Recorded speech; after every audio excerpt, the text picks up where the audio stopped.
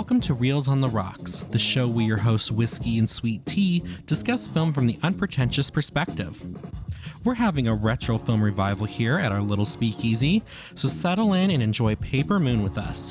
Don't forget to like, subscribe, hit that notification bell, and as always, please be advised that spoilers are ahead.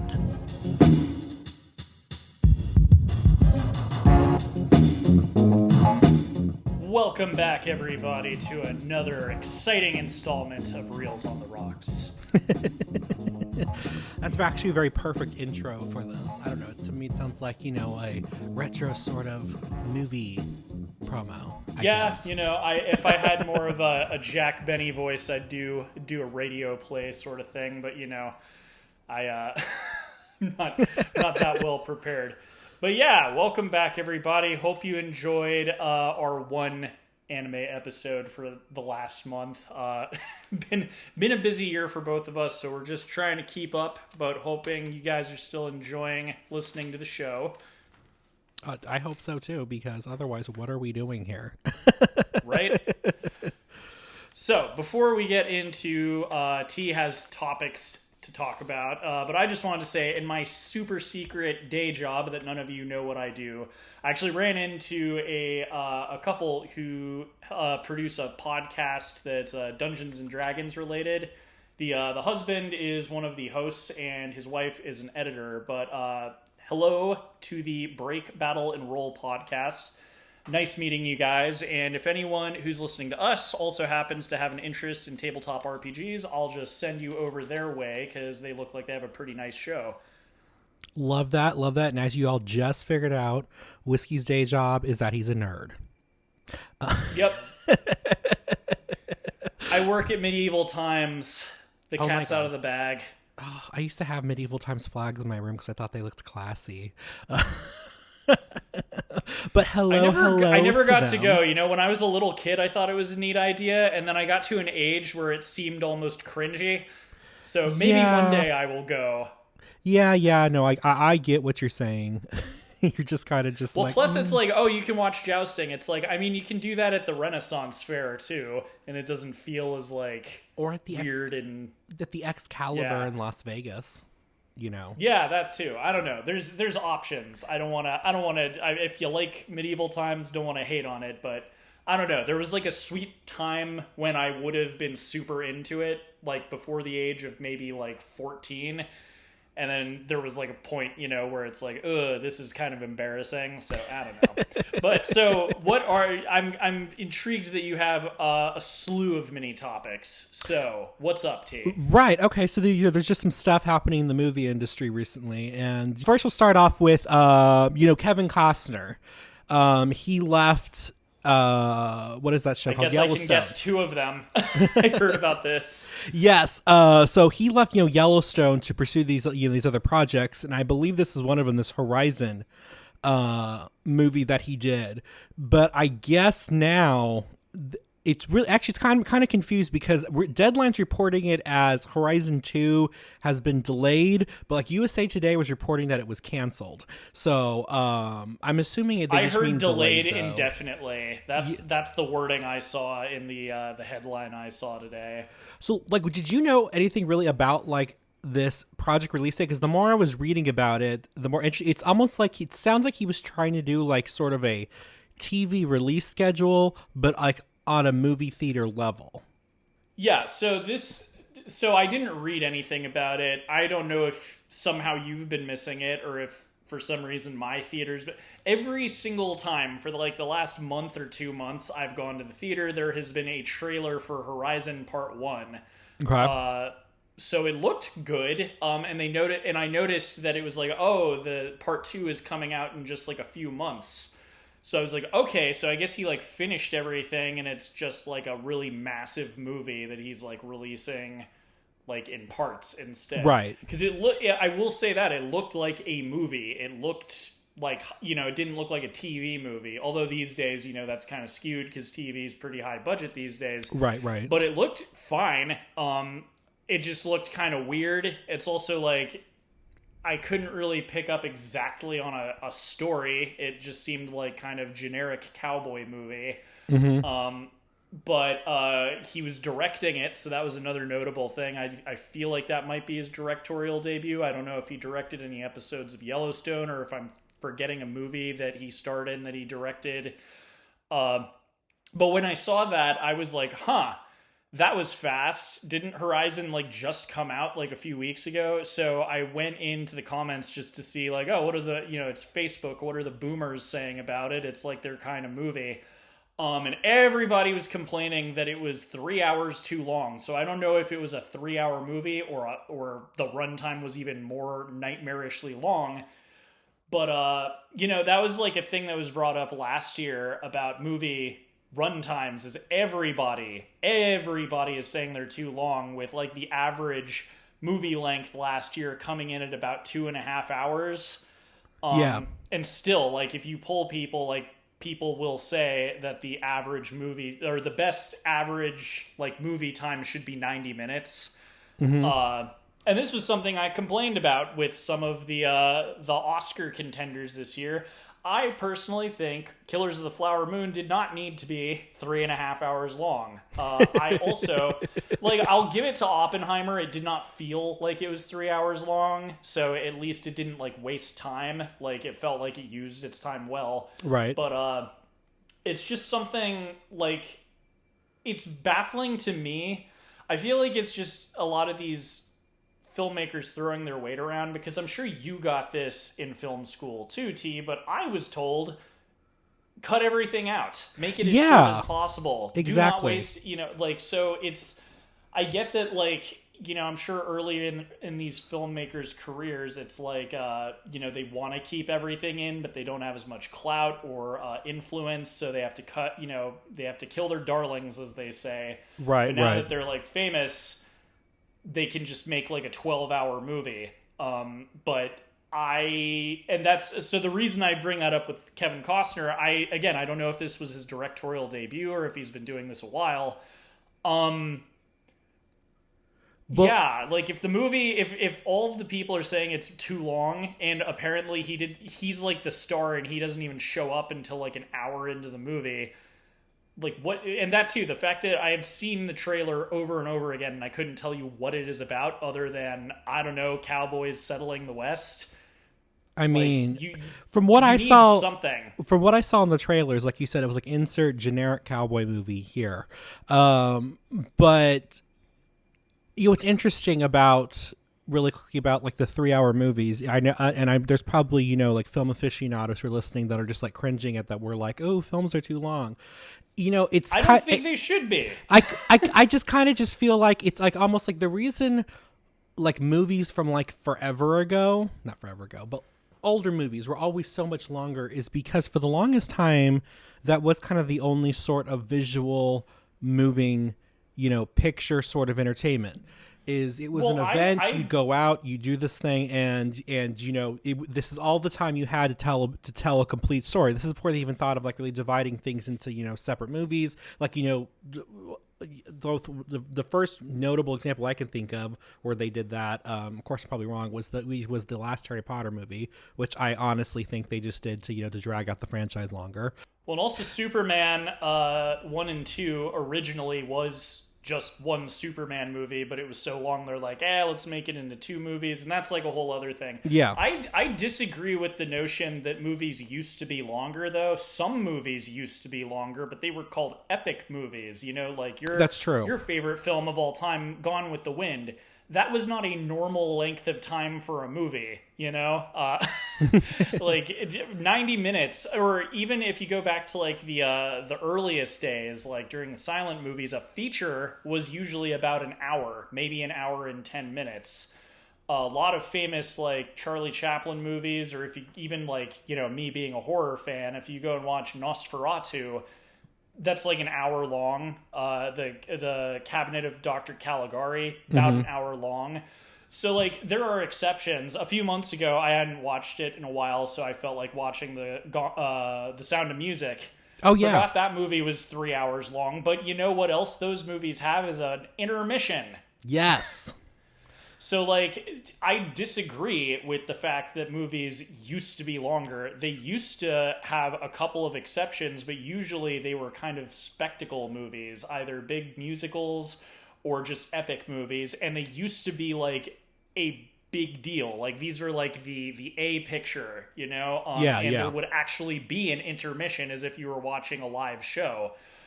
You did not get that for, you know, every movie out there. And frankly, it's a little funny that, you know, so The Sound of Music is 3 hours long, so a half hour shorter than Scorsese's last two films. And Scorsese's films don't even have an intermission.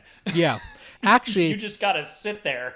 Speaking of Kevin Costner and movies that are too long, another super long movie he was involved in, and I'm hope I'm saying this right. Western epic, actually, Dances with Wolves. I remember when, I don't remember this, but my mother, I told you, she worked in the movie theater business for a long time, and she was up at a high enough level where she got to hear some of these conversations. And when that movie came out, because it was so long, it was such a big deal that there wasn't an intermission. And there was actually back and forth between the studios and the movie theaters, because movie theaters were like, we want to put an intermission in. And the studios would push back and say no, because it ruins the art of the movie or something. Basically, you know, it's like, I kind of don't understand why you wouldn't put an intermission in.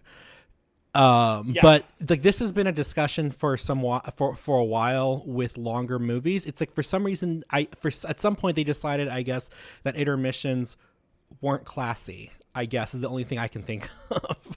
But I think they make the movie classier. Like, I know. Again, this isn't even me like arguing that intermissions need to come back. It's just that, like, it was special when a movie was really long, and there was a reason for it. Right. And, like, it has become out of control. Like, and I can say, so, you know, you and me, I'll get to talk about it more later in the year, but I'm a big fan of the Dune movies that have been coming out. Yes. They're pretty long, but they're still 2.5 hours long. Yeah. So they're still 30 minutes shorter than Oppenheimer. Heck, they're shorter. 2 years ago, back when we started doing the, reviewing every movie we saw every year as a drinking game, I mentioned the newest Batman movie. Also 3 hours long. It is 30 minutes longer than either of the Dune movies. Why? Jeez. You know, and I did like that movie. I think I gave it like a 3 out of 4. But again, why? Why does a Batman movie need to be 3 hours long? So it's not just Scorsese. It's become an issue, and people don't seem to like it, which is also kind of funny. Like, I don't know if it's another one of the topics you were going to get to, but it's been kind of funny. Going into the summer, there was a lot of trepidation about the film business dying. Yeah. And now we have all these kids movies just raking in the dough. Inside Out 2, I don't know if it's climbed any higher, but last I heard, it's the 5th highest grossing animated film of all time. It's over $1 billion in a week. That's absurd. That's even faster than Barbie last year. So, like, you know, it's these kids movies, right? These are like 90-minute movies that are not overly complicated, and everyone can have fun going and seeing them. So if there was a lesson to be learned about Horizon, at least, again, I have not seen the film, and maybe I'll get a chance to see it before our end of the year review, but just from what I've heard from all the boomers on Facebook and from my what I got from the trailer, no story too long. Because, again, like, if you're going to make a Western, all the best Westerns I can think of have a plot. You know, The Searchers is about kids being kidnapped, and they have to, like, look for them. Unforgiven is about, like, an outlaw coming back to, like, rescue, you know, get revenge on a woman who was, like, like, there's, like, a story, you know? They're not these epic, sprawling, stupid movies that are just, about nothing. Like, again, you could make a 12-hour movie about how the West was settled by the cowboys or whatever, but why does anyone care? And I mean, why are you making it 12 hours long? And that ironically, I is do think there is actually a movie called How the West Was Won. there is a movie called How the West Was Won. But and it's funny you bring up like a lot of the people on the internet that were complaining about it said like I don't know why this wasn't just like a TV series or a mini series. Right. And if it's as long as they said it was, yeah, it begs that question. Well, according to this Deadline article, Kevin Costner's Horizon: An American Saga, Chapter 2, theatrical release delayed by Anthony D'Alessandro. So according to this, they right now they said that they're not sure when it's going to be released, but there's strong. This is a direct quote. While it's been reported the movie was pulled, that's a strong word which indicates Chapter 2 has no theatrical prospects.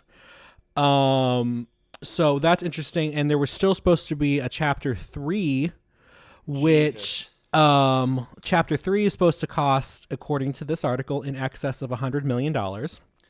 Dude. Oh, no, I'm sorry. Oh, yeah. This is insanity if that's like because that's the thing too. I'm sure it also costs a lot of money. Just why? And that like so I am guessing so the type of again westerns are not really like super popular to begin with. Right. I shudder to think of what this even raked in, like what its box office just for Chapter 1. Well, according to this, the first movie opened to $11 million and counts a running domestic of $23.4 million. They said that's on. It does say that this is on par for a Western at the box office. The price tag though is going to cost $100 million. This is the problem, dude. It's because what I'm trying to think of. I mean, the cost is ridiculous. Again, like unless you're telling some really anticipated story, who do you think is going to go see this? Like all the westerns that I was talking about, a lot of them are older, like back when westerns were like the genre at the time. But even like kind of neo westerns like Unforgiven from the 90s, you know, right. I don't think Clint Eastwood spent $100 million on that movie. Well, you know, so like one kind of moderate hit from earlier this year, Challengers, you know, that raked in about, I think it ended up, maybe it made more. Last I heard it made like 30 million, but you know, it's a tennis movie. It didn't have a lot of budget behind it. Right. It was kind of like a niche. So it made quite a bit of money compared to the budget. And that's the sort of thing you want to think about is who is going to see this movie? Like, you know, obviously older generations do like westerns still, but they don't like being bored. Right. I'm sure like you probably have a grandparent or something. It's like little kids going to the theater. They are going to get really bored if they have to sit there for like 4 hours. Right. And just to clarify something you said earlier, it does say that Costner previously directed the 2003 Western Open Range. So this was not his directorial debut. Just wanted to put that out there. But it did say that he did fund most of this movie himself, and he's on the hook for P&A. So he is never going to direct again. This is just the... And the sad part is he did say that he had... he'd had this idea for this series like kicking around in his head for a while, like either since like I think he said like since like the 90s, possibly the 80s. I read this in another article. I can't provide a source to back it up, but I feel bad that, you know, it's almost like this was like his dream project and it's just doing so poorly. I do like the idea though. The thing I do think was really interesting about this film series, if it had done well, is how he was going to. It looked like he was going to release them, you know, in quick succession. You know, so we don't have to. Yes, wait like I thought that was cool. That was kind of cool. Like you said, when it I was saw the almost trailer, like I thought that was a neat idea. I was like, oh, that's kind of neat. So you don't even have to wait a year until the sequel, because the Chapter 2 was supposed to come out, like I said, a few months from now, so closer to Oscar season. But again, like here's Captain Hindsight. He should not have quit Yellowstone. That was a dumb idea. Because that was like crazy popular. That was I'm talking about boomers. Like that was the boomer show. All of the Right. like retirees were like, "Oh, did you see Yellowstone last night?" He should have kept doing Yellowstone, and what he should have done was used his goodwill from doing Yellowstone to have this be his series on the Paramount Network. Yeah, I can Because see here you that. go, man. Like the as much as, let's say each one is $100 million, that's about as much as like a TV series. Well, like Game of Thrones was about 6 million an episode, even back in 2010. So, a little more expensive, but at least I don't know. You could have made each movie a season of the show, Right. and let it go on. I don't know. And He really shot himself in the foot. And you just made a very good point here, which I think is really interesting, and I think this has actually worked against longer movies. Is with the rise of prestige series and the availability of options to shop series and stuff too, which is it's an unprecedented high right now. There's so many markets, so many open things. Whether or not people are buying them now is a separate issue, but there's many avenues. It's almost like if you're going to make a super long movie now, you need to justify why this shouldn't have been a TV series.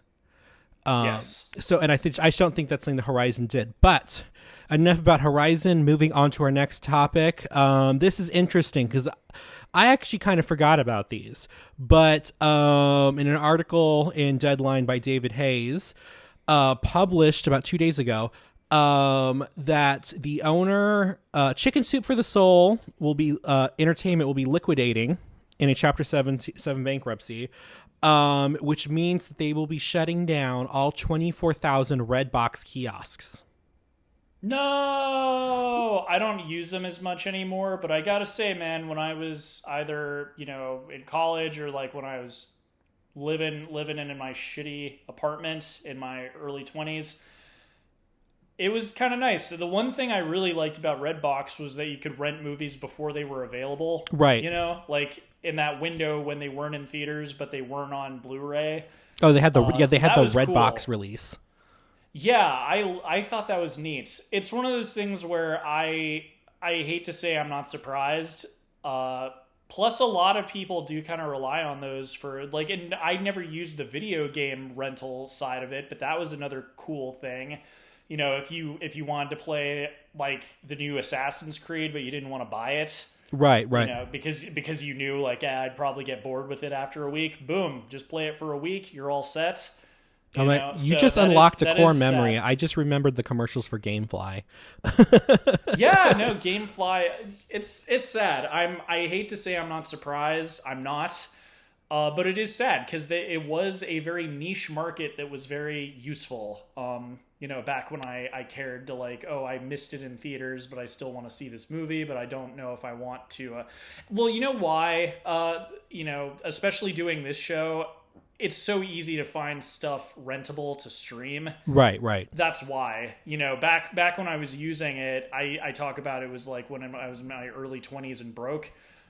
I mean, there weren't as many movies on Amazon and stuff to rent. It was a thing that you could do, but it was not like you could find every movie. Yeah. Plus, there weren't so many other streaming things. So that's what killed it, to be honest, because now you're essentially, it's like the same price, too. It was like a couple of bucks to rent something on Redbox, and that's basically what it's like to rent something to stream. So, Well, rest in peace, but What's interesting, and I'm gonna get a little philosophical maybe here or sentimental, but again, I never used Redbox, but we have a lot of like the major players, and it's the people who seem to care about the art of filmmaking, and one of the things they talk about, and I know Christopher Nolan talked about this recently, is keeping art accessible.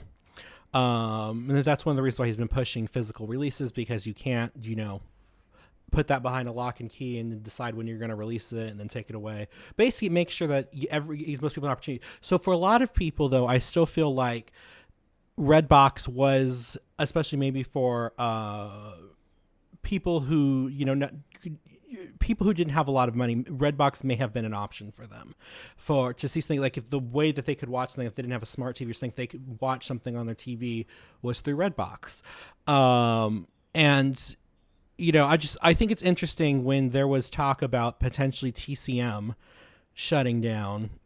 All these major directors went and talked to the people at Warner Brothers to try to keep this thing open, and they succeeded. I realize it's not as glamorous as anything, but I feel like if you're not going to make the same effort for something like Redbox, I can't really, I wonder how genuine that emotion was, or that call to action was. I think one aspect of that is, there's been talks of the shift in the way people watch movies. Right. Normally, I would agree with you, but so with Redbox, you're renting a DVD or a Blu-ray. Mm-hmm. A lot of people aren't even doing that anymore. Most people, especially like young people, it's like on their phone. They'll literally just, That's true. rent it for $2, which sucks. I would argue that that's not the way you should watch a movie, but that is also, if you're talking about low income and stuff, the lack of being able to afford a good TV and a Blu-ray player or DVD player. And, so like there is a little bit of checks and balances to what you're saying. That is true. At this point, it almost might be more expensive to have something to play a Blu-ray or DVD player than it is to just watch on your phone, which again sucks. I don't think that's how you should watch movies when you rent them, but that may just be kind of the reality of things now. Yeah. It's just, I'm just like I said, I'm overthinking, I'm over something. Like I just felt like Redbox was just another accessible avenue. And I liked Redbox. It's interesting. It's like we have like these. It's almost like you and I have these fond memories of Redbox, despite never having used them. Part of the reason I'm sad, but I don't really feel surprised, is I have not used Redbox in the better part of a decade, and that's the problem right there. I'm sure people are still using it, but it's not really like everyone's go-to option like it was 10 years ago, and I think that's partly to blame. Well, they said though that it does say though, because they said it was purchased. I think it's a 2022. 2022 by Chicken Soup for the Soul Entertainment, which I didn't even know was a big enough company to do that. But they were not doing well. They had $1 billion in debt. They had stopped paying their workers. They'd asked for $8 million so that they could restore their employees' health benefits and pay them because they hadn't been paying them for a month. And the companies that reached out to were like, yeah, no, we're not gonna fund this. So anyway, they did shut down, and it does say that it will lead to a workforce of about 1,000 people to be let go. But yeah, so that's just sad. But like I said, it's almost like it's the end of an era with the end of Redbox. So but anyway, let's get into the feature, the meat and potatoes of the episode. First off, what are we talking about today? Well, we're talking about retro revivals. That is the theme for this pair of films that we'll be talking about, whatever the next one is. Well, first off, what are you drinking, T? So this actually worked out really, really well with the characters in this film essentially being, I wouldn't say that they're bad people, but like con artists. They never turn away, and like they never step away from getting something for free. So with today being 7-Eleven, I went and got a Slurpee for free from the store, and then added whiskey to it. So that is what I am doing, because I felt like it was in the spirit of what kind of whiskey? So I use one that I actually picked up on one of my trips down to Savannah. It's actually literally just called Savannah 88. But cool. It's distilled there in the city. But yeah, it's pretty strong though. So I just used a little bit. Well, considering that this film takes place during the Great Depression and that bootlegging has a oh my god! Did you make moonshine? No. Because it was it wasn't moonshine in the film, it was whiskey. So I'm a basic bitch because it's the Depression times and I can't make no fancy city drinks out here in Kansas. So I just have Jameson on the rocks here. Yeah, and it's tasty. Yeah, but Paper Moon. Did you take that out of some guy's barn though? Is the real question. Nah. I'm just a simple Kansas farmer enjoying my Jameson whiskey I got down there at the old general store. Nah, but anyway, so retro revivals. What is a retro revival? It is when a style of film is being emulated outside of its time. So we're talking about the film Paper Moon today. And for any of you who've never heard of it, you would be fooled, most likely, into thinking that it came out in the 30s based on the genre and style of the film, when it actually came out on May 9th, 1973. It's a Paramount picture, so maybe I should have talked about the merger, but... So it came out in 1973. The budget was $2.5 million. For some reason, I'm glad I looked further. For some reason on IMDb, it said that the gross was $591. That seemed wrong, even if it was not like a major hit. So I Googled it, and for some reason on Wikipedia, it says $30.9 million was the gross. I believe Wikipedia. IMDb, get your shit together. So the director was Peter Bogdanovich, a director who a lot of film bros like to talk about, but I don't hear his name as often as it used to be. And what's interesting is, despite him being kind of a film snob director, he does a lot of like comedies kind of in the same vein as this film. His most famous film is The Last Picture Show. It's one that, like everyone says is one of the best films ever. I think it's even on the AFI list, but it was nominated for Best Directing for Bogdanovich and Writing. I don't think he won, but anyway, so other films that he directed, I wrote down Texasville because I'm sure that would since you're from Texas, Texasville would be right up your road. I love how generic that title sounds. Right? Directed by John Ford. What's Up, Doc? The Thing Called Love. So fun fact about Peter Bogdanovich is that he was a protege of Orson Welles. Orson Welles was actually his mentor, and they worked together, especially on The Last Picture Show. Welles, was kind of hands-on that film. And he is known for slow-moving dolly shots and few cuts as possible with lots of cutting, sarcastic dialogue. So he loves, lots of witty banter, and he does not like having excessive cuts. And I think this movie is a great showing for that, because there's a lot of scenes where it's just one shot for the whole scene. And even, some of the car chases later, I don't know if you remember, I thought there was this really cool, I'm always talking about really good cinematography, and I always fight back against people that talk about it having to be overly complicated.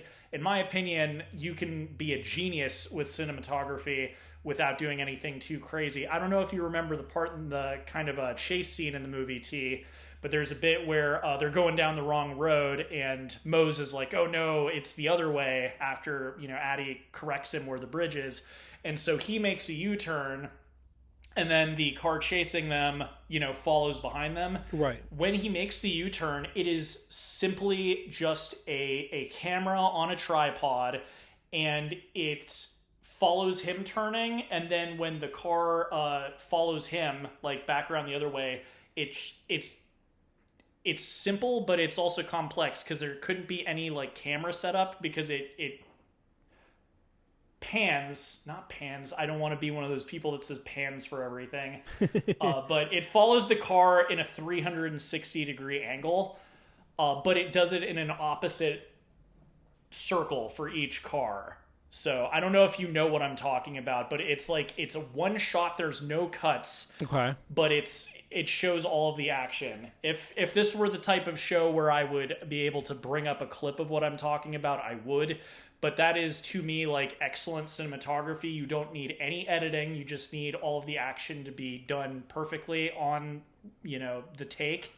Well, But it's impressive. it meets my criteria for excellent cinematography because as somebody who is like you are, who's versed in it, you could appreciate how great that is. And for me, what it always is if I don't notice the camera work, if I just notice the action. So the fact that you said it was like the way you describe it sounds pretty complicated, but like I didn't notice the cinematography. So to me, yeah, that is really good cinematography because usually when they do something complicated, you're very aware of it.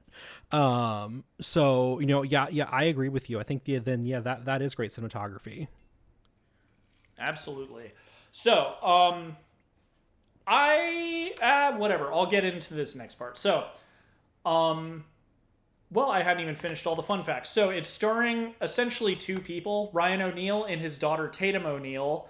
And fun fact, Tatum O'Neal actually won Best Supporting Actress for this film at the Academy Awards, and she still holds the record for youngest win for an actress, and she was 4 years younger than Linda Blair the same year for the same nomination. So the original Exorcist girl was up for an Oscar the same year. Was it for The Exorcist? That's something I totally spaced on looking for because Exorcist I think was 72 though, wasn't it? For some reason I'm thinking 73. So if it was 73, do you know if Linda Blair was nominated for an Academy Award for The Exorcist? That's what I'm trying to remember. I know like The Exorcist was up for It was nominated for at least one Oscar. I know that, but I don't know if it was acting. Well, we can find out. I just pulled it up right now. You got your computer. Yeah. So let's see. Oh, there was a streaking incident that year. That's good to know. Let me see. Yes, this was the year of The Exorcist. It was up that year, but let me see. Supporting actress. Yeah, this is when she was up for Linda Blair's role. Linda Blair was up for Reagan. Wow, wow, I did not know that she was nominated for The Exorcist for acting. So good on her. But now you know who she lost to. And I think it's kind of fair. This does seem to be I'm glad she got nominated for The Exorcist. Yeah, let me see. Yeah, this looks like this would have been a. Yeah, this looks like this was a good year for films. We had It was the same year. No, she was nominated for The Exorcist, but lost to Tatum O'Neal in this film, which is neat. And if you're gonna lose to somebody, this is one where it's like, oh, that's okay, because she was really good in The Exorcist. I did not know that she was nominated for an Oscar for that role, but I'm glad she was. So, retro revivals can be just about anything. T is still contemplating, as far as I know, what his pick is going to be for his choice. Another example, just to shout it out because I feel like more people should listen to the episode, we covered Down with Love a number of, I think it was 2 years ago. But so that would have been a retro revival for kind of a 60s romantic comedy. I don't know if you know like the exact specific subgenre of romantic comedy it is, T. I don't. I'm trying to think. Is it technically? It might be Screwball. I could be wrong though. So this is Screwball. So as I was saying, like a retro revival can be anything. Another notable example is in 2011 there was a silent film that ended up winning Best Picture called The Artist. Yes. And I would just call that silent film. It kind of was, similar to like a Charlie Chaplin film or something like that. But screwball comedy is a very specific subgenre of romantic comedy. I don't know, and maybe we can decide if Down with Love falls into the category. But so it's a romantic subgenre or romantic comedy subgenre popularized in the Great Depression. It usually was between the 1930s and 1950s and satirizes the traditional love story. A couple of classic examples would be Bringing Up Baby, It Happened One Night, and Some Like It Hot. Yeah. And the tropes of the subgenre are social satire, zany, fast-paced, and unusual events. Sight gags, sarcasm, screwy plot twists or identity reveals, fast-paced verbal dueling, and witty sarcastic dialogue, which goes into what Bogdanovich is really into doing in his movies. And it blends the wacky and the sophisticated.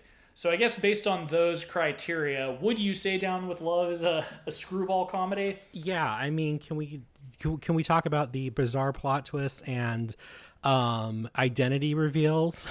I guess that's true. Yeah, that's a good point.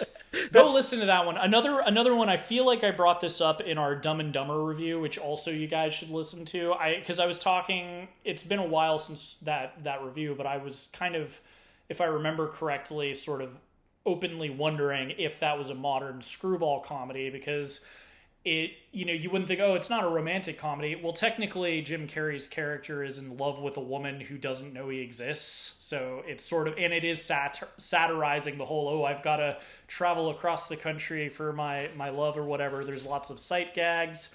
There is actually witty dialogue in Dumb and Dumber, despite it kind of the joke being that they're stupid and the dialogue is like them not understanding the things they're saying. So again, we could go listen to that review, but that's another one where I would argue like it was like sort of a screwball comedy from the 90s. But so that is the subgenre in which this is, kind of trying to emulate. And it's emulating, obviously it takes place in the 30s. It's trying to look like a 30s movie. And frankly, I think it actually pulls it off really well. I think if you showed this to someone with zero context, they would actually think that it was a movie from the 1930s. I will actually disagree with you, but we'll get into that in a minute. Well, so the one caveat, and I'll say this about The Artist from 2011 too, with these retro revivals, I feel like there's always a point at which it does something that couldn't be possible during the original. For The Artist, it was the sound design, because despite it being a silent movie, there was really a bit in a dream sequence where there was like surround sound, like where the sound design was very noticeable despite there not being any dialogue. Right. And for this movie, it's the language. Big time. There is a lot of funny language. Got to go to the shit house. There's the girl tripping and son of a bitch. So, that's the point at which I think you would notice, oh, this couldn't have come out in the 30s. None of this would have gotten past the censors. I will say that for me, the reason why it still sort of felt like, and I've used this term when I've talked about The Artist. Like, to me, it sort of still felt like a gimmick film. To me, it looked, and the editing style of it and everything felt very 1970s. To me, it looks very, very similar to when people do black and white movies nowadays, and it's like, and you're just like, okay, they took the whatever and they put like a black and white filter on it. So that's kind of, to me, it looked like a 70s movie to me that was in black and white. I don't know if that makes sense to you. Something about it just looked 1970s. No. And if I think with it also being made by the same guy who did the Last Picture Show, which I think is also in black and white, if I remember correctly. It is. It's also, I don't know if I'd call it a retro revival, but it is a period piece, and it does take place during, I believe, kind of the same period of time, and it is in black and white, but I don't think it's like trying to pass itself off quite like this one is, where it looks, or it's, so the one thing I will, because I'm not going to disagrry with your feeling that it's like from the 70s, because that's just, it's almost instinctual. It felt, and just I don't know what it is, something about it just looked modern. I don't know what it was about it. Something about it. Yeah. I don't even want to say, it's almost like it was too crisp. Maybe that's what it was. I don't. That's part of it. So I feel like if you showed this to someone with no context, they might figure it out. Again, for me, what shows that it's not from the 30s was the language. Right. No one, that would not show up in the movie at any point. You mentioned editing. I know, again, you're kind of searching your feelings for what exactly it was. The interesting thing is, like, I noticed there were almost no cuts in the movie because I was like, oh wow, this is cool. Take Like the that, whole scene. 1917. Right, so like, well, and so an interesting thing, the '70s was like a really big time for experimentation. We make fun of Scorsese a lot on this show, but he was a big proponent of that. You also had the new school from USC, including people like Spielberg and Lucas. But one film that was always talked about in school that I didn't watch for a really long time and eventually sat down and watched it was Bonnie and Clyde. And for editing, like it was up, and I find it ironic, it was up for every award except editing the year it came out. But in a lot of classes I took, it was kind of the example turning point of editing styles between golden age of Hollywood and the more modern new school kind of filmmakers of the '70s, because it was cut together very differently from a classic Hollywood film. Yeah. And I went into it knowing that had been drilled into my head in film school so much. And I saw what they meant. And it's one of those things, maybe we'll review the movie in the future because I haven't seen it in a few years, so it's not fresh in my mind. But it felt like a very modern film. Like it felt like it was edited by someone today as opposed to back then. Right. So like the one thing I will disagree with you on is like with that example in my mind and the fact that Bogdanovich doesn't like a lot of editing, I will say that strength of his as a director with his style kind of works well with trying to emulate an old film, because he's desperately, like, he doesn't want a lot of coverage. There were so many scenes in this movie where it was just one shot. Like the one that sticks out in my head is when Abby is talking to the maid of that sex worker. Right. And it's literally just a 2-shot of them in the car. That's the whole scene. There's no back and forth. There's no close-ups. There's no like cutaways. It's literally just a shot of both of them in the frame and them talking. And that's the whole scene. And like that kind of persisted through the movie. There was a lot of very just minimalist, like 3 shots per scene kind of scenes where a lot of it was just showing the action from like a wide angle or as fewer shots as possible. And a lot of it was them, kind of framing it interestingly. Because another example I can think of is, again, 2 shots. It's when Abby and Mose are talking about ripping off the bootlegger, and the camera is behind them as they're looking out. And then when Abby turns around, kind of looks towards where the camera is, that's where she sees the bootlegger, and it cuts to her perspective of seeing him on the inside. Yeah. And again, it's a very simple composition, but it's an interesting way of framing, and it's almost like borderline jumping the line, if anyone knows what that's talking about. And so in that sense, I could say that it's more creative than a lot of the films you would see from that time period, because a lot of the time they weren't experimenting a lot with the different angles and framings. But again, I like that. At least with editing, I will disagree with you, just because there was not a lot of editing. A lot of the stuff was just done in camera and cut together, like, But I do know what you mean.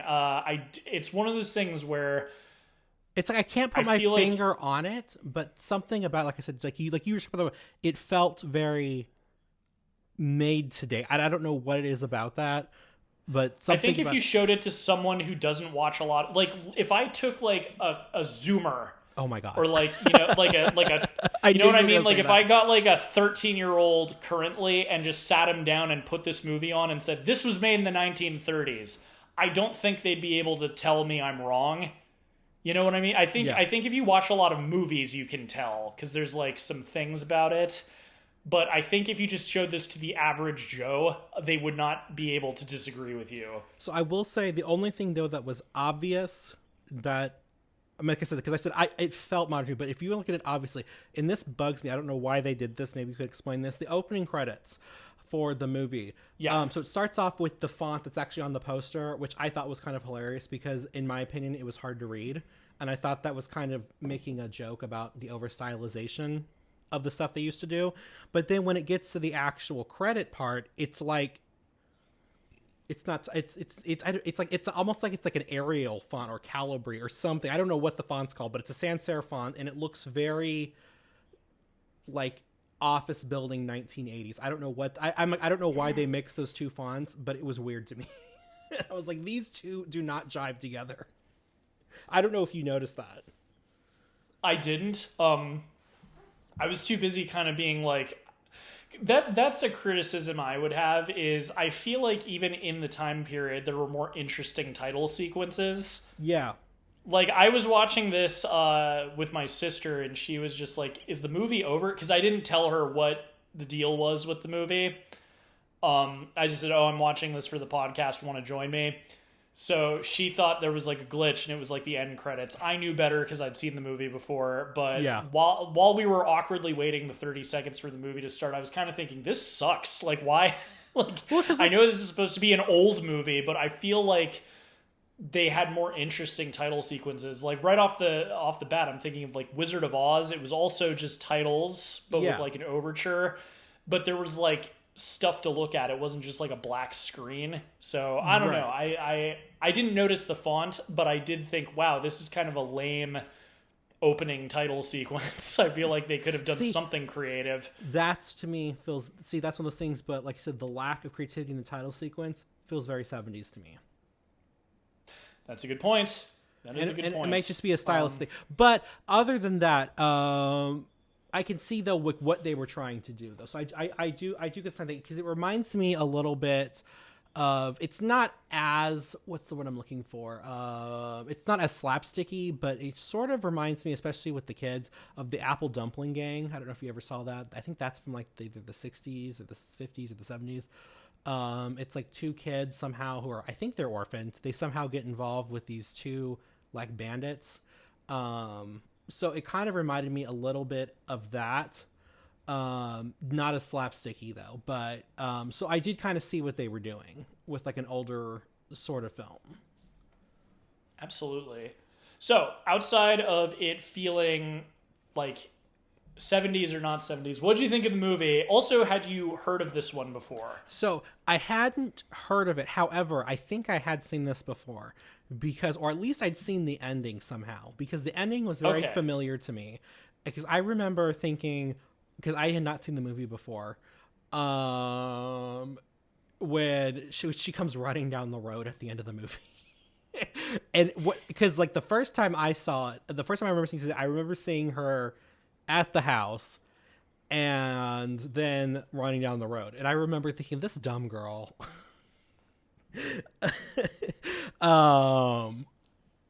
I feel, now that I've seen the whole context of the movie, I feel a little bit less like that. But well, what did you think was dumb about her before you saw the movie?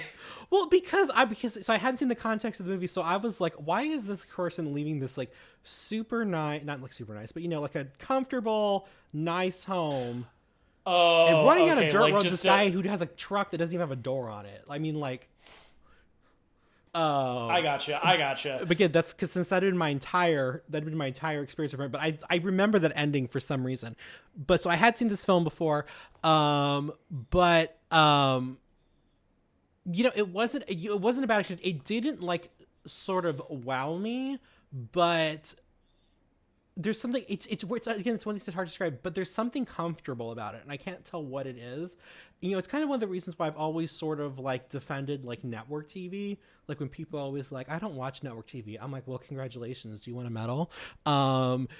Because I said there's always just something just inherently comfortable about this. I mean, we talked about Chicken Soup for the Soul earlier. It's almost like chicken soup. And something about this film just felt very just like comfortable and comforting. And especially when you think of like major films from the 70s, that's usually not what comes to your attention. So that to me definitely does make this a standout film from the decade. Yeah, so this, I know I watched it for a class back when I was in high school. Like I watched it for, against my will, so to speak, not like that I was fighting it. You know what I mean? Like, here, watch this movie. This is for a thing. But I remember thoroughly enjoying it. I think it was like the first time I'd ever seen what I'm calling a retro revival, because I don't think I found out it was from the 70s until like the class discussing the film. Mm-hmm. And in retrospect, it made sense because even at the time, I would have noticed, like, I don't think in the 30s you were allowed to say son of a bitch. But, like, I just remembered it being really funny. I genuinely enjoyed it while I was watching it. And also, like, with the title, like, Paper Moon, I didn't know what the hell it was going to be about. Because what does that mean, Paper Moon? I'm glad I watched this with my sister because I still thought it was funny, but it was also kind of fun watching her go into it blind. Yeah. And not know what she was getting into. Because I was like, hey, you want to see Paper Moon? Yeah, sure. No idea what it's about or whatever. And genuinely, like, so I was watching the movie, but also kind of watching her expression because I remember what it was like when I saw this movie. And pretty much right at the same point I was cracking up when I saw this in high school, she was as well. That first scene when they're sitting down, she's eating her wiener, or her Coney Island as he calls it. Yes. Coney Island and the soda. I mean, that's why when you go to Sonic, that's why their chili cheese dogs, they're called Conies.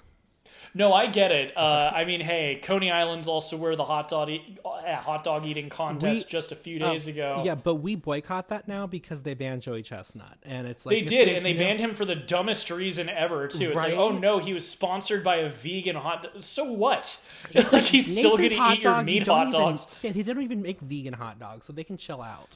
But yes, it's so we boycott because, that like, now. It's like.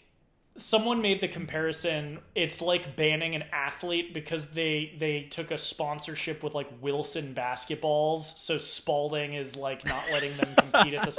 You know what I mean? It's like, who cares? He's eating your hot dog. Like, he's not boycotting beef or like saying meat is murder. He just took a whatever. Yeah, I didn't watch that. Also, it hasn't happened yet, but him and Kobayashi are doing a hot dog eating thing on Netflix. So good job, Netflix. That's a live event I care about. Since we're doing this quick detour, yeah, might as well.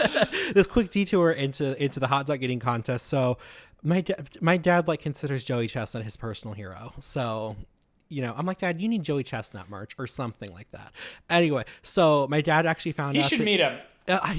He was on. They did an episode of Scooby Doo with him guest starring. I wonder if I saw that. They have that. It's relatively newer adaptation, and it's kind of like the old new Scooby Doo movies where they had a celebrity come on. Yeah, but with people from they did a whole episode with him, and there was some sort of eating contest or something. But anyway, so my dad actually found out that he was going to be in El Paso on July 4th, and they were live streaming. They were doing an eating contest from I think it's Fort Bliss there. So he was going to try to eat as many as like 5 soldiers could eat or something. So what's funny about it is if you watch it is you could tell he went into this knowing and they gave him 5 minutes instead of 10 like the normal contest. So he went into this knowing what the person who won the other contest was, what his goal was. And he ate one more than what the winner of the contest was that day, Nathan's hot dog contest, and he did it in half the time. So deal with that. And I also have a conspiracy theory that they were just looking for an excuse to get rid of him so they could, since he was winning every year, and they want some change. So that's my little conspiracy. Well, I mean, Kobayashi won a few. Like, that's the other reason that Netflix live event is so exciting, is it's the 2 best. Yeah. Like, you're cutting out all of the amateurs trying to compete. You've just got the 2 people who've won the most. And also Kobayashi's retiring because, you know, he's like, it's wrecking my stomach, so this is it. So, perfect. Like, the 2 biggest competitive eaters, and one of them, this is going to be their last event. So, you know, rest in peace, Coney Island hot dog eating contest, you dummies. Watch, he'll be back next year, though. They can't afford to not have him. But so back to the movie. Yeah. So she's eating her Coney Island, and the bit where I cracked up when I was a teenager, and the bit where my sister started laughing was that, like, circular argument they're having about the money. I want my $200. Well, what's hilarious about this is, are you my daddy? No, I ain't your daddy. Well, you met my mama in a bar room. Yeah, well, that doesn't all like, and it just keeps, like I said, circular. Like I want my $200. Well, I don't got your $200. Well, you're my daddy, aren't you? Like, just what I love about that argument is with like, because it's like, you think with it being like a child, classically the idea is that that they're not realistic or something, but like everything that she says, you're like, actually, yeah, that is her money. Like, it's that's what to me is what No, makes it that to it's me is what makes it even more funny, is the fact of how realistic and like right she is. Although I do it's think for so some reason, funny.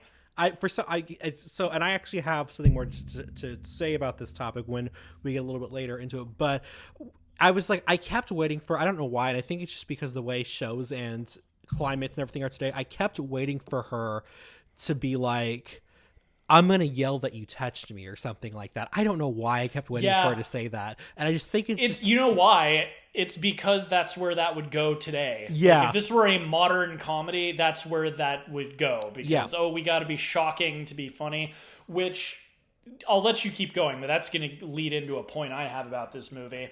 And I kind of wonder if it's the same point, because we talked recently offline about how everybody online every online entity now, they're like a predator and everything like this, and so Oh, people are super scrutinizing the relationships between adults and children, what's appropriate, what's inappropriate.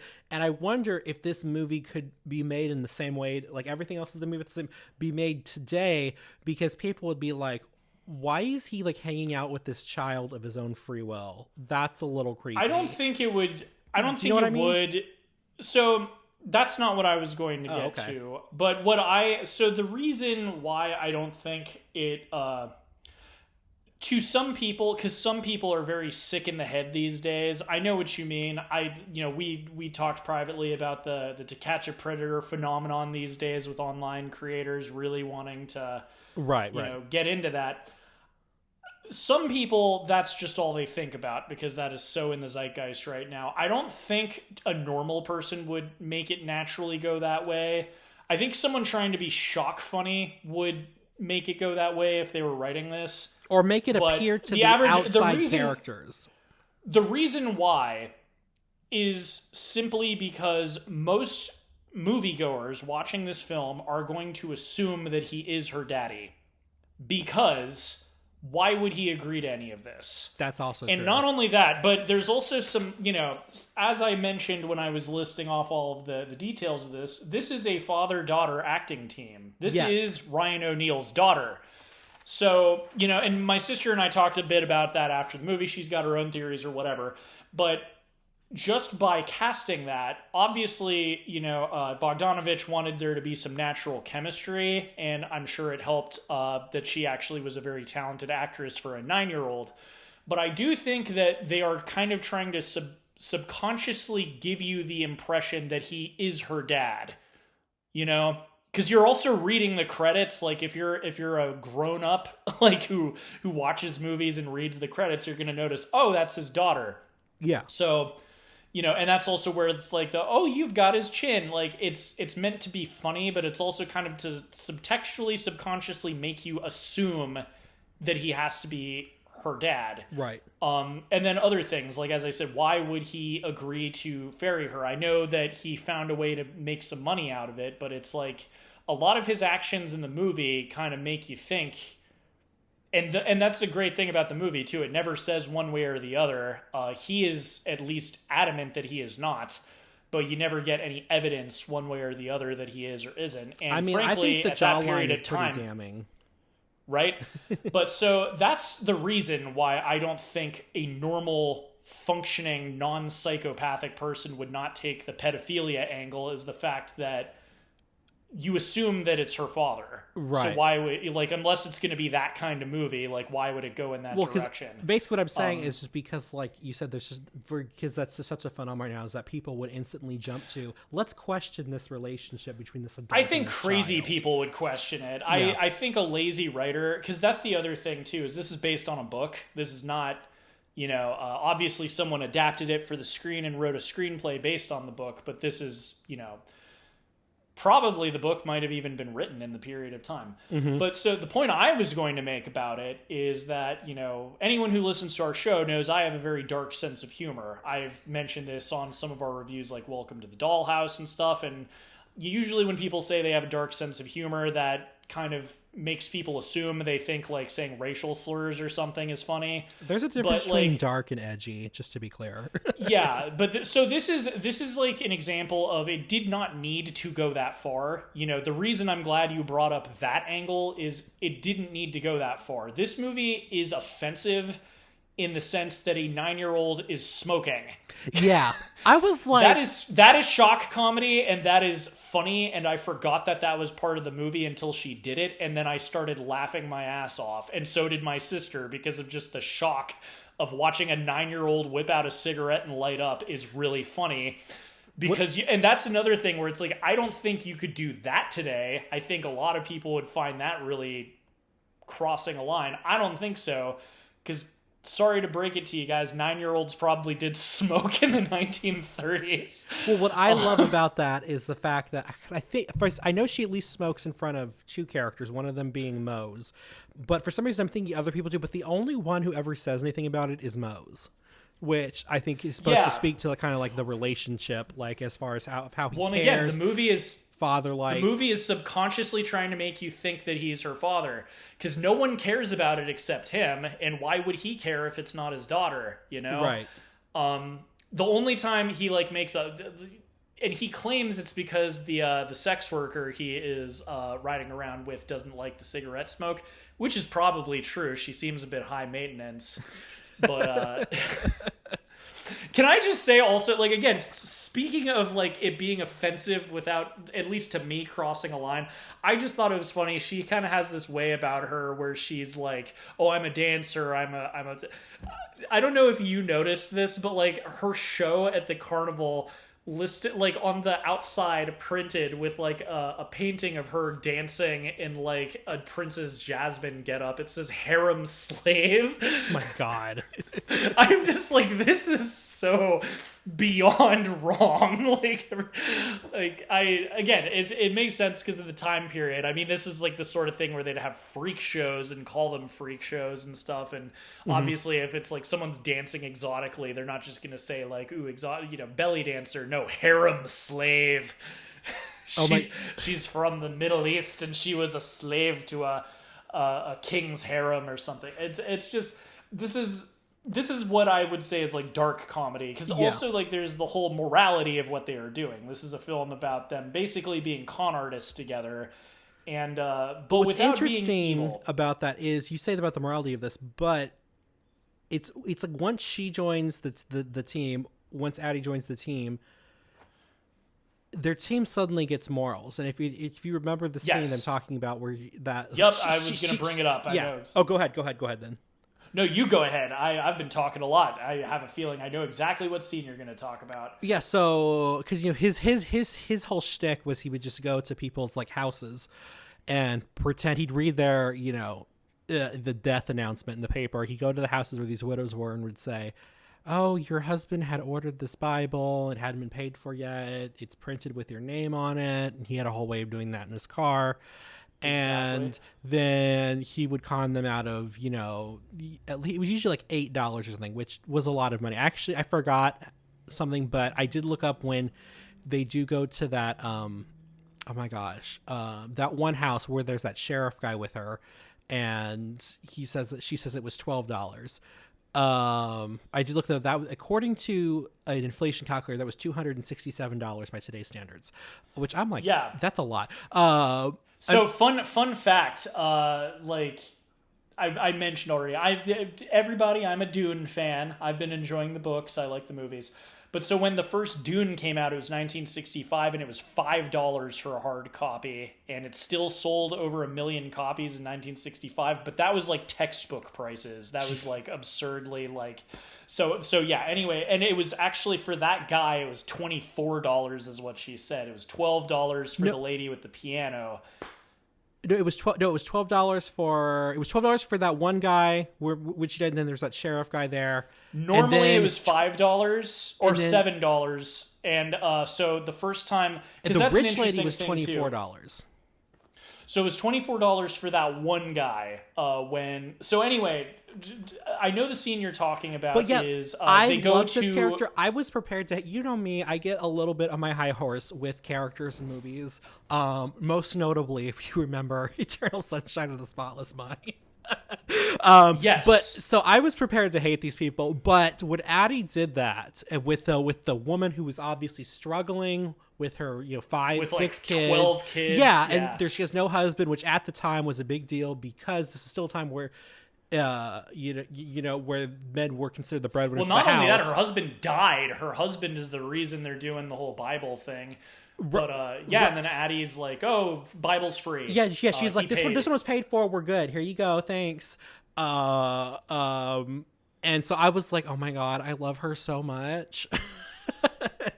No, she's such a good character. I mentioned she won the Academy Award. I think it's pretty deserved. Again, she is 9 years old. She's playing a 9-year-old, but this is a 9-year-old actress. Oh, I got some so tea good, about like, that too. Oh, absolutely. But so that scene is good, but I also so she has morals, but she's also smarter than Mose. Yes. Because we were just arguing about the price of the Bibles, but she's the one who knows when to upsell. Yeah. This woman, she's got a chandelier, she's got a piano. She's got okay, jewels. she's not going to care. Like if we up the price, $12. Well, that's just fine. And here's an extra $5 just for showing up. Like, do you know how much $5 Yeah, and then it was the same then? thing with that guy. Yeah, and then it's the same thing with that guy, where she doubles it to $24. She knows when to really squeeze, and she knows when it's not right to do what they're doing. Yeah. But what's the tea? Okay, so now I'm curious. And I told my mom as we were watching this movie, she told me about this. So like you said, Tatum O'Neal, youngest actress to win the supporting actress role, Academy Award. So, oh my god. So Ryan O'Neal, I think that was his name, right? The father, right? Yeah, Ryan O'Neal. He's an ass. He's an ass to his family. He's estranged from his children. He had problems. Anyway, he refused to go to the Oscars with her and literally berated her in private and told her, do you really think you're going to win this? You're nobody. You're this. You're this. And of course, she rolls in there and wins it. So I think my mom said that friends of the family ended up taking her to the Oscars. What absolute queen. Good job. That makes it already. I thought she deserved the win, but that makes me even happier.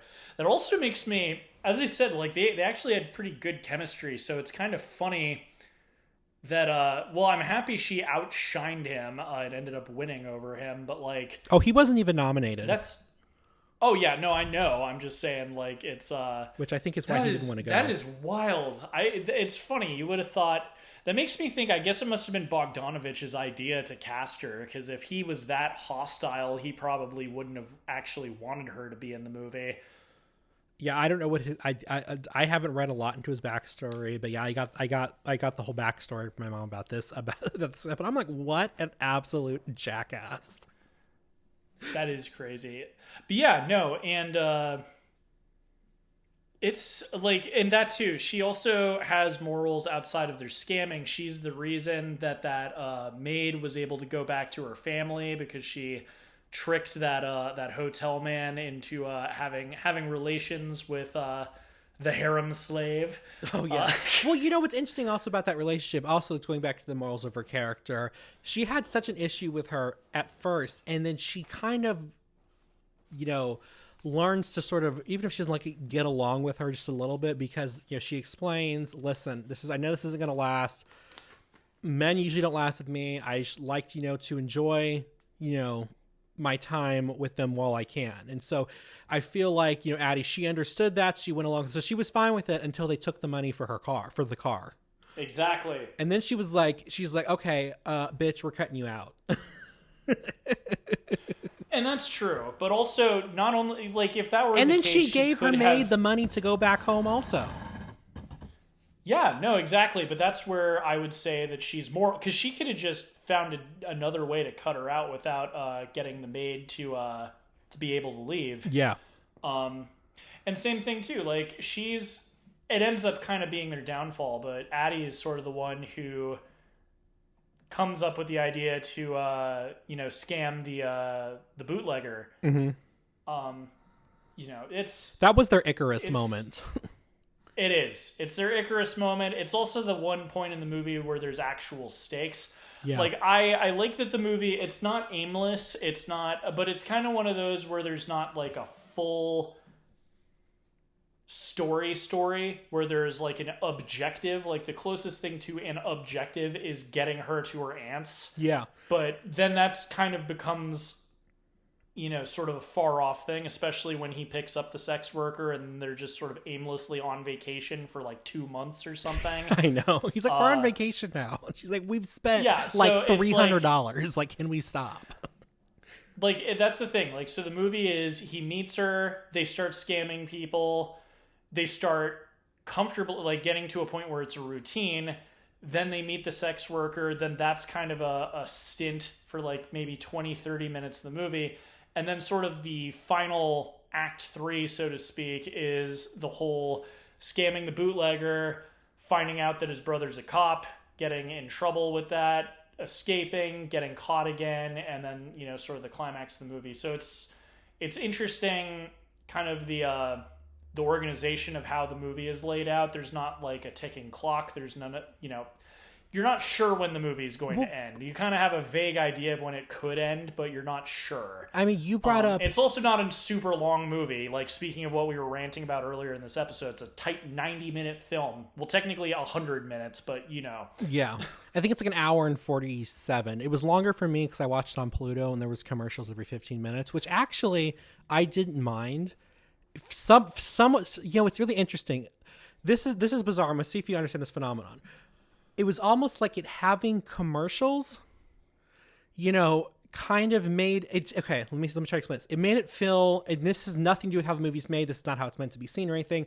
But the presentation on Pluto with that, and because they picked they didn't just shove it in the middle of a scene. It was like end of a scene and then commercial. It felt like it was kind of like a movie that you sort of. And I don't know if you remember this, but like when people used to have cable and stuff, you discover a movie by just this title's interesting, click, let's see what this is, and you watch it, and it was kind of interesting to discover it that way. It also sort of gave it a little bit of a especially when they're in the city with their nicer cars, a little bit of an Andy Griffith vibe.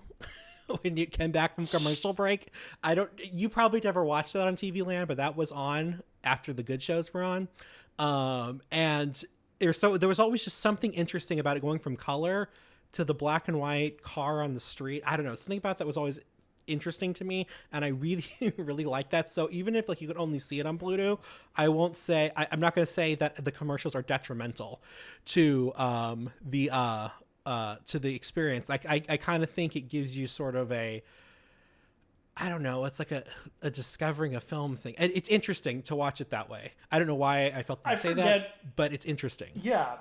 I forget what movie for this show. I think there's been a couple, but I forget which one specifically I watched on a free platform. The key is not having random commercials. I really like it when they take the time to actually have the commercials at a point where it makes sense.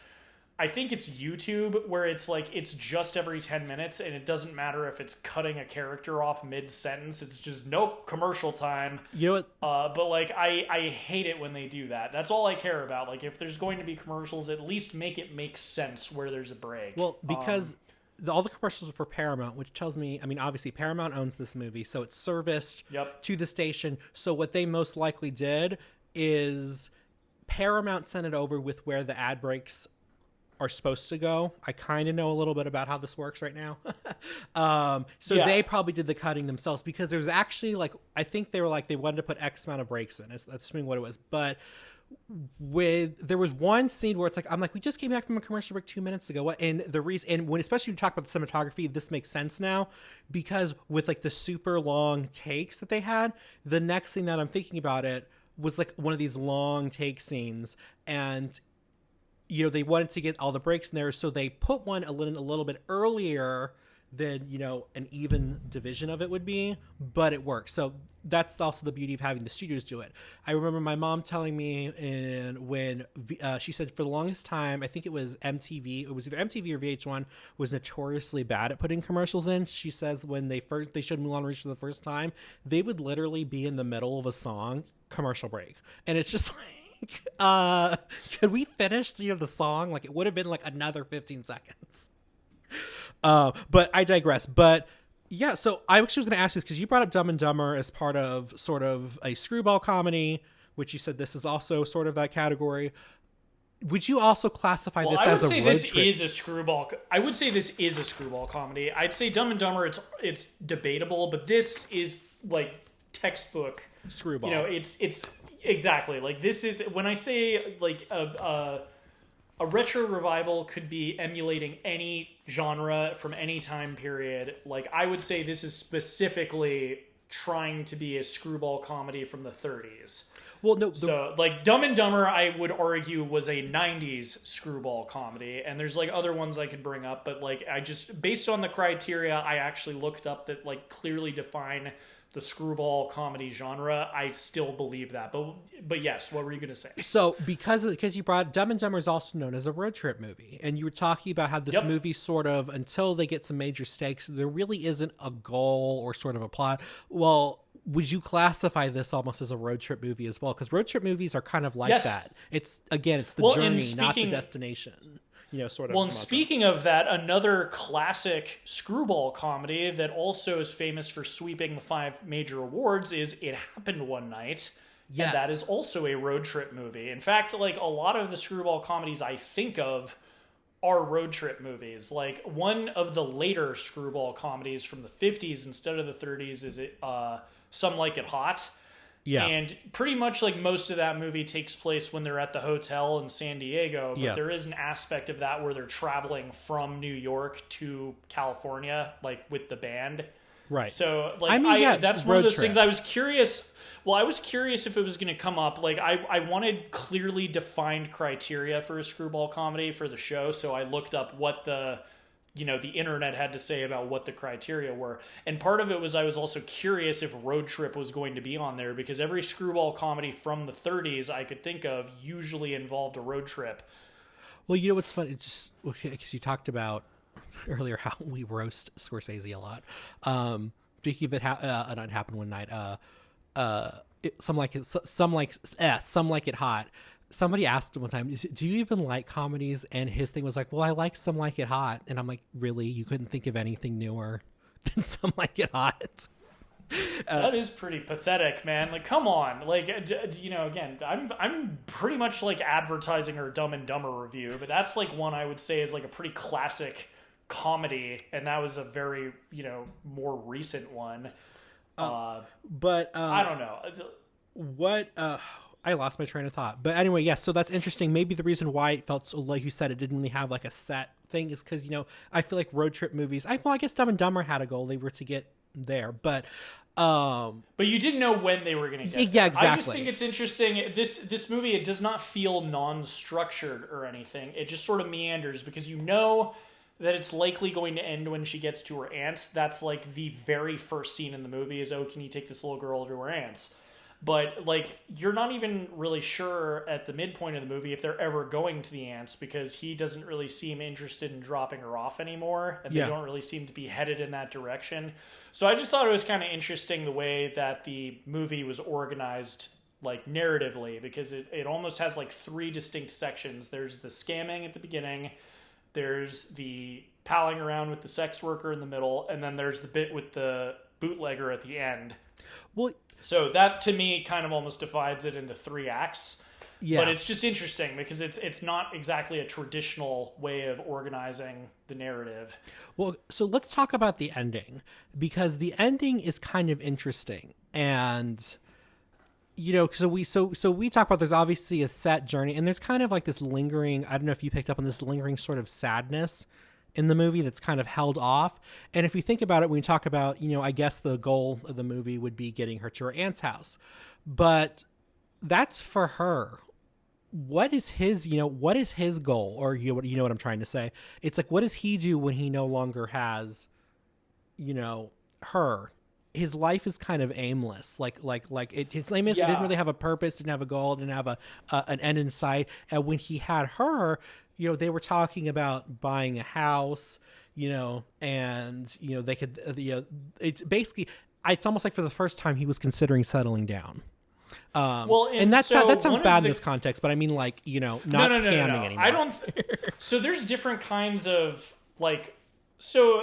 one potential future episode that I've been kicking around, but at one point there's a film called I Love You Man that I'd like to talk about, because it's a rom-com that's it's not a romance traditionally.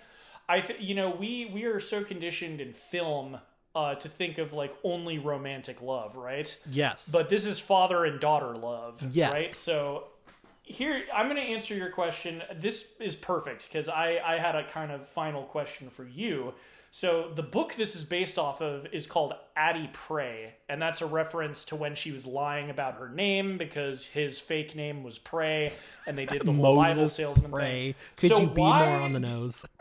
Right? So why do you think they changed the name of the movie to Paper Moon? Because this could have just been called Addie Pray, just like the book. So why do you think they changed the name of the movie? Okay, so I actually had a theory about that.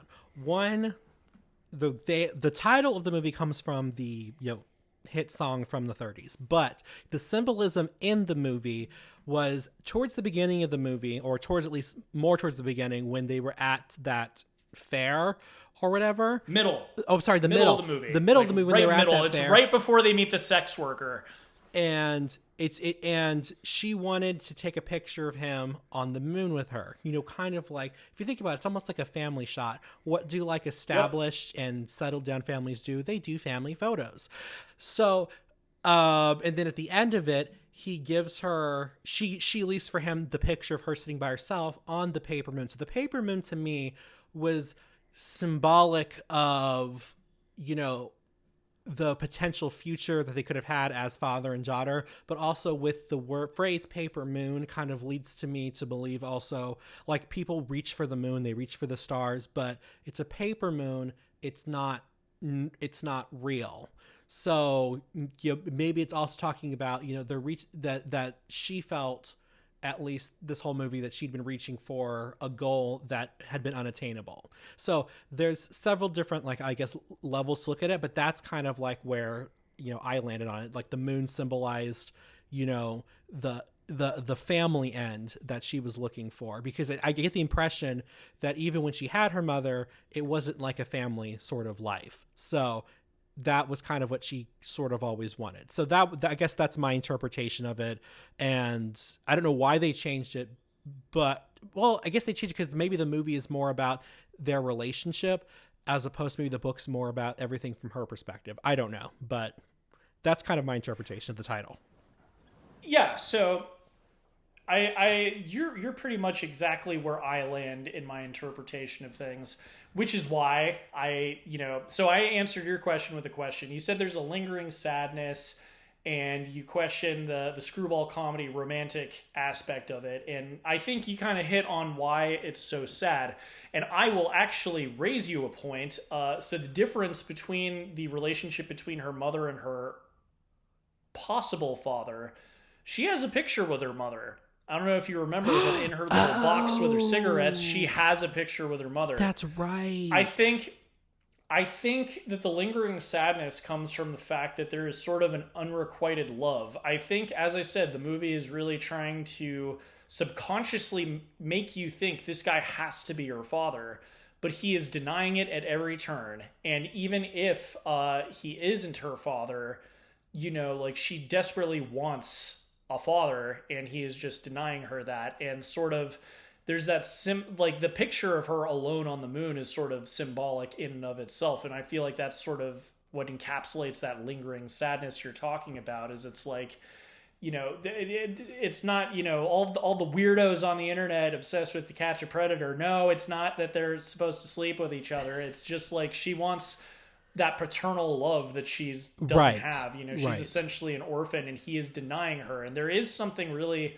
sad also, like you said, about the fact that once he meets some harem slave, Uh, it's, oh yeah, we should get married and we should buy a house and all that. Like, why? And there's also kind of that little side moment of her feeling very like unfeminine, like, you know, it's Well, before because he they meets the kept sex calling worker, her a but boy. there is like her like, oh, everyone thinks I'm a boy, you know, and there's the point where she's in the bathroom while he's asleep and she's putting on tons of perfume and she's kind of mimicking the way her mom stands and stuff. And Again, it's like sort of like the next scene is them in the car. She put too much perfume on, so he opens the windshield. exactly, And then she's wearing like her jewelry, and it doesn't go with her outfit. so I think but if you're sells it. if you have like a tumor in your head where you assume everyone's a pedophile, you might see that as like, oh, she's trying to sleep with the guy. No, I think she notices as a 9-year-old, like, oh, my father gives women attention when they look and smell a certain way. Maybe if I do that, he will give me attention. Exactly. Like, not in a romantic sense.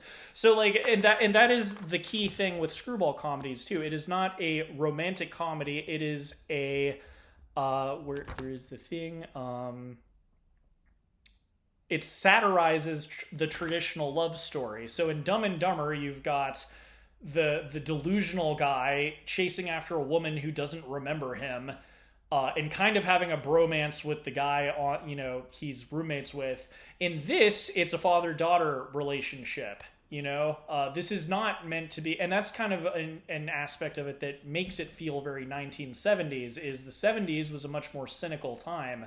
So, you know, if this came out in the 30s, there very well might have been the "I love you, Daddy. Oh, I love you too, Addie. I am your daddy." You know, like, And if somebody if would have this were called the somebody 30s, sugar pie. yeah, right. Like, if this were the 30s, I think that it would have ended on a much more happy note, where like, there, you know, oh, could you ever love a scoundrel like me? Of course I love you, Daddy. And then they go off in their father-daughter con artist team. But in this movie, she never gets that.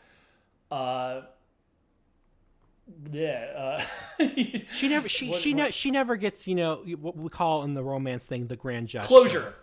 Closure is, yeah, grand gesture, closure. So in that sense, it's very cynical 70s, but they still, you know, maintain that kind of weird relationship, and they drive I off feel like into it the ends on a sunset. happy note. It does. It's not a depressing movie, but I don't think, like, to answer your question, I think that's where the lingering sadness comes from. And I also think that's why they chose the title, partly because, like, it's more memorable than Addie Mae. I also think it kind of, as I said, when I first saw this as a teenager, I was like, what is Paper Moon? What does that even mean? You did know it was a song like, from the 30s. You just uneducated behemoth. I know, right? No, but like, so, but it intrigues you, right? Like, there's a well, it's the magic of language. It's just like how just certain things can just sort of make you feel things, and like we talked about, exactly. Paper Moon kind of intrigues you. I think Paper Moon intrigues you, and I think that there is a very, very vast and interesting way in which you can dissect the meaning of why it's called Paper Moon. And I think it really cuts to the core of what the movie is about. I think you were I wish you had that kind of analytical strength when we're talking about David Lynch movies, because I think you hit the nail on the head. You were saying exactly how I feel about the movie, about the subjective sort of shallowness of like the moon set and how that's anyway. But yeah, I think this is a great movie. Like I think it's very enjoyable. Retro revivals are fun.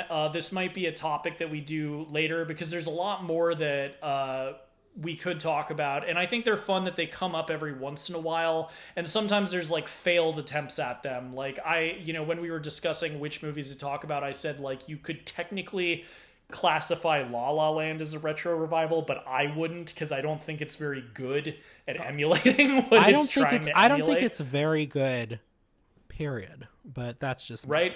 So, but yeah, but you could make a case that that's a retro revival, but every once in a while, like they come out and it's kind of neat. Like the artist, I think it was you who said like it shouldn't have won Best Picture because it was sort of a novelty. And I would kind of agree because no one's really talked about it since. But it was a really good movie, and it was actually a pretty solid silent film. So, like, they're fun, you know? Hey, I mean, you could even make sort of a case for Horizon being a retro revival with it being an epic Western. You didn't really see those since, like, Sergio Leone. So, we're a bit broad with the definition. I kind of think that it needs to, for me personally, for it to be a retro revival, it needs to almost be able to fool somebody. It doesn't need to be perfect. There's aspects of this film that could lead you to realize it's not from the 30s. There's aspects of Down with Love that could lead you to realize that it's not from the 60s. It doesn't need to be a perfect imitation, but I think it needs to be good enough that you could trick someone into thinking that it came from that time period if they are like, laymen, or they just don't watch a lot of movies or something. Like I'd say that's like the closest criteria I could lay out for a retro revival. If you could sit down someone who does not watch a lot of movies and trick them into thinking that it came from a specific time period, it counts. Well, okay, so The Love Witch is another one. So I think the word you're looking for, because this comes up a lot of times in discussions about Down with Love, it's referred to as a pastiche of a genre, I think it's how it's pronounced. And according to Wikipedia, it's a work of visual art or something else that imitates the style or character of the work, but unlike parody, pastiche pays homage to the work it imitates rather than mocking it. Well, next time we cover them, we'll call it pastiche. I don't know. I like retro. I like retro revival more. It's more. I think, yeah. Well, I mean, it suits our pictures. show better. Pastiche pictures. Yeah, I mean, no, I think that probably is like the official term I was looking for. But frankly, I feel like retro revivals would catch on with the youth of today. If anyone listening to the show think so, like I feel like more people would say that than pastiche unless they're trying to impress somebody. I may be mispronouncing that word, but as we've said before, the youth audience is why we get up in the morning. So exactly. In French, I don't mind. French words are fun to pronounce. Oeuvre is a fun oh my God, I forgot about exchange for like body of work. That's a fun thing to say. But what would you rate this movie, T? All right, so I went into this thinking I was going to give it a 2.5, but the more we discuss it and I find more depth in it, I want to give it a 3. I still stand by what I said at the beginning. Nothing about it wowed me, but I don't mean that in a bad way. I just mean something. I just feel like they could have just there needed to be something just a little bit extra, and I'm not sure what that is. But this is more of a character driven piece. I mean, although we talk about the stylistic aspect that they were using from the time, but so I'm gonna give it a 3 because I do think it has more depth and stuff than I was thinking of before we started discussing it. So I'm gonna go ahead and give it a 3 out of 4 pitchers of sweet tea. Excellent. And I'm going to actually go ahead and give you exactly the same rating for myself. You compared this to Chicken Soup. Sometimes a movie is good not because it is mind-blowing or pushing boundaries, but just because it is good. Like, I don't think this didn't need to be, trying to look like a 30s movie. They could have colorized this. They could have made it look like a 70s movie just set in the time period, and it still would have worked. The most important aspect is that the story was solid, the comedy writing was great,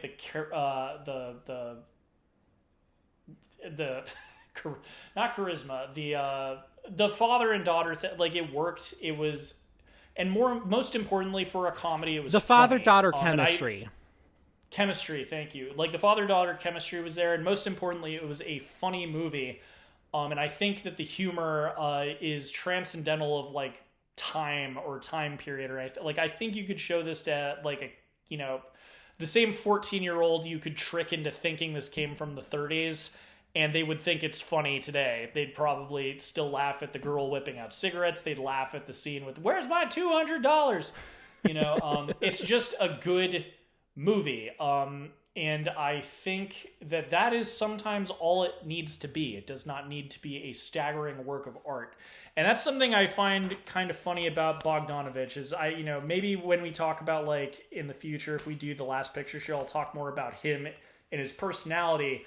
We like to make fun of pretentious people, and he kind of has, from what I understand, a bit of an air of pretentiousness. Maybe it's from working with Orson Welles and thinking that he was going to be the next big thing, right? But it was interesting to me to see that he mainly did very lighthearted comedies, because from everything I know about the guy, he was kind of a douche So it's like kind of funny I to mean, see it's that he sad. did like very nice. It's yeah. sad, but a lot of directors of the time period, that seems to be a running theme. And again, like I just everything I know about Bogdanovich is like I haven't done any of the research yet. I didn't feel like doing it for this movie because frankly, I didn't think that it really warranted talking about him as much. I feel like again, if we review The Last Picture Show, I think talking about him as a director would be more important.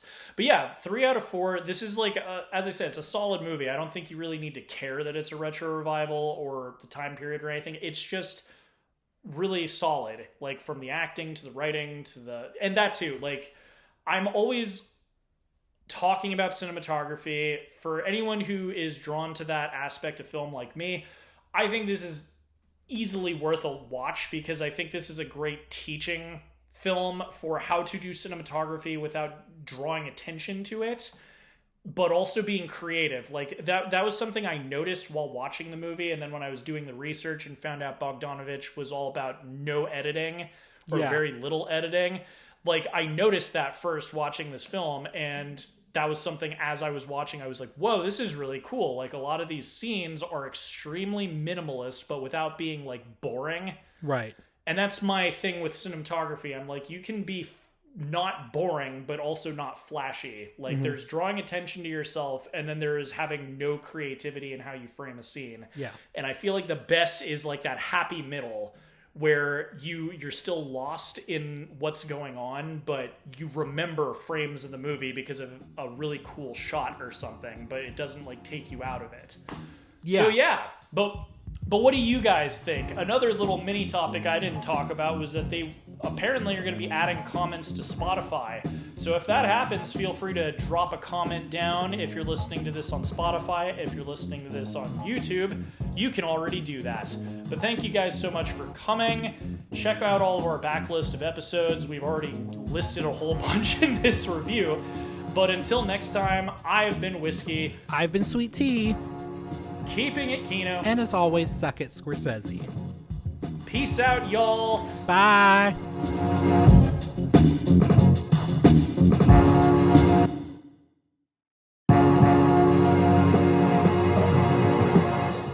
Reels on the Rocks is a production of La Prince Laboratories. It is edited and produced by Alejandro Castillo and features original artwork by Asa Esparza and original music by Pat Mars. Follow us on Twitter at Reels on the Rocks and tweet at us with any movies or topics you'd like us to discuss in the future.